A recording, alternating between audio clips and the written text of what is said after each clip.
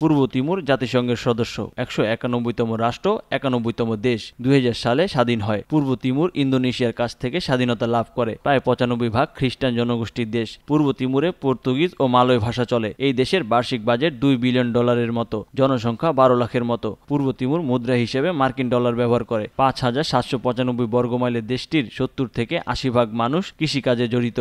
দেশটির ৩০ থেকে ৪০% দরিদ্র। দেশটির সাথে ইন্দোনেশিয়া ও অস্ট্রেলিয়ার সীমানা আছে। প্রধান রপ্তানি আয় আসে তেল, গ্যাস থেকে। বছরে $2 বিলিয়ন আয় করে রপ্তানি থেকে, আর ১০০ মিলিয়ন অন্যান্য সম্পদ রপ্তানি থেকে আয় হয়। পূর্ব তিমুরের প্রেসিডেন্ট দেশটির স্বাধীনতার নেতা। তিনি ২০০২ সাল থেকে ক্ষমতায়। সেখানে প্রেসিডেন্সিয়াল গণতন্ত্র। সবকিছু প্রায় প্রেসিডেন্ট পূর্ব তিমুরের প্রেসিডেন্ট জোসে রামোস হোর্তা নিয়ন্ত্রণ করেন। প্রত্যক্ষ ভোটের মাধ্যমে সেখানে প্রেসিডেন্ট নির্বাচন হয়।